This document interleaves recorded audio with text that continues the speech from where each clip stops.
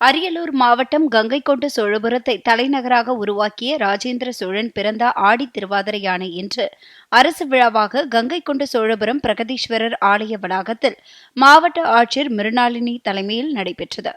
விழாவை மாவட்ட ஆட்சியர் தொடங்கி வைத்து பேசினார். அப்பொழுது 1000 ஆண்டுகள் கடந்து ஒரு மன்னருக்கு பிறந்த நாள் அரசு விழாவாக கொண்டாடப்படுவது எதற்காக என்றால் கிடைக்கக்கூடிய தகவல் ஏராளமாக உள்ளது.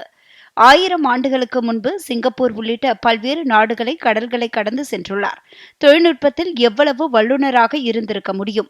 வானவியல் சாஸ்திரம், கடல் அலைகள் பற்றி தெரிந்திருக்க வேண்டும். பருவநிலை பற்றி தெரிந்திருக்க வேண்டும்.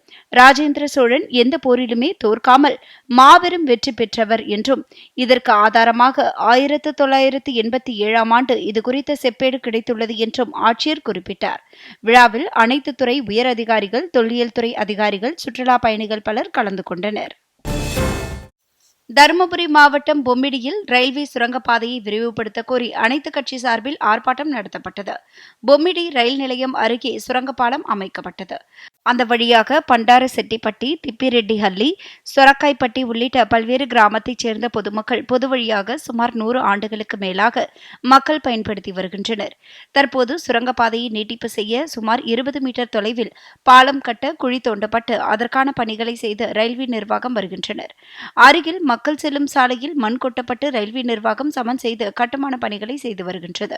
இந்த சுரங்கப்பாதையை பொதுமக்களின் போக்குவரத்திற்கு இடையூறு இல்லாமல் அகலப்படுத்தி கொடுக்க வேண்டும் என்று கூறி அனைத்து கட்சி சார்பில் கோரிக்கை விடுக்கப்பட்டது. மேலும் இதுகுறித்து மாவட்ட ஆட்சியரிடம் இன்று மனுவும் அளிக்கப்பட்டது.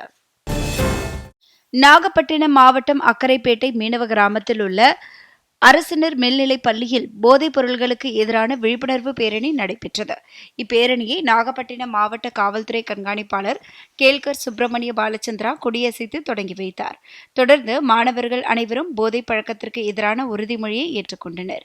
பின்னர் பள்ளியிலிருந்து தொடங்கிய விழிப்புணர்வு பேரணி அக்கரைப்பேட்டை கீச்சாங்குப்பம் வழியாக சுமார் 3 கிலோமீட்டர் தூரம் சென்று நிறைவடைந்தது. இதில் திரளான பள்ளி மாணவ மாணவிகள் கலந்து கொண்டு விழிப்புணர்வு வாசகங்கள் அடங்கிய பதாகைகளை ஏந்தியும் போதைக்கு எதிரான முழக்கங்களை எழுப்பியும் ஊர்வலமாக சென்றனர். கோவை மாவட்டத்தில் உள்ள சோலையார் அணையின் கொள்ளளவு உயர்ந்துள்ளதால் விவசாயிகள் மகிழ்ச்சி அடைந்துள்ளனர். பொள்ளாச்சி அடுத்துள்ள வால்பாறையில் தென்மேற்கு பருவமழை இந்த ஆண்டு விட்டு விட்டு பெய்து வருவதால் இதனால் இங்குள்ள ஆறு மற்றும் அருவிகளில் நீர்வரத்து அதிகரித்துள்ளது. இதனால் சுற்றுலா பயணிகள் ஆறுகளில் குளிக்க தடை விதிக்கப்பட்டுள்ளது. இந்நிலையில் வால்பாறையில் நேற்று பெய்த கனமழையினால் 160 அடி உயரமுள்ள சோலையாறு அணையின் நீர்மட்டம் 100 அடிக்கும் மேல் உயர்ந்தது.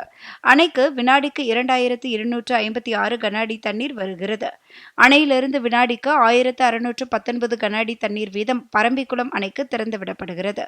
தொடர் மழையால் சோலையாறு அணை நிரம்பி வருவதால் பிஏபி பாசன விவசாயிகள் மகிழ்ச்சி அடைந்துள்ளனர்.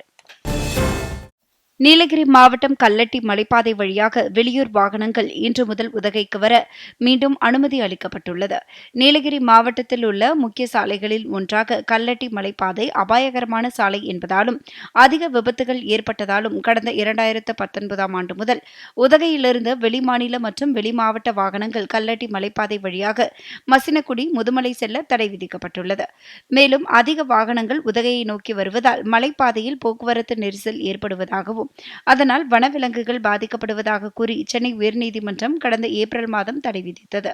இதனால் வெளிமாவட்ட வாகனங்கள் அனைத்தும் கூடலூர் வழியாக சுமார் 75 கிலோமீட்டர் தூரம் சுற்றி உதகைக்கு வந்தன.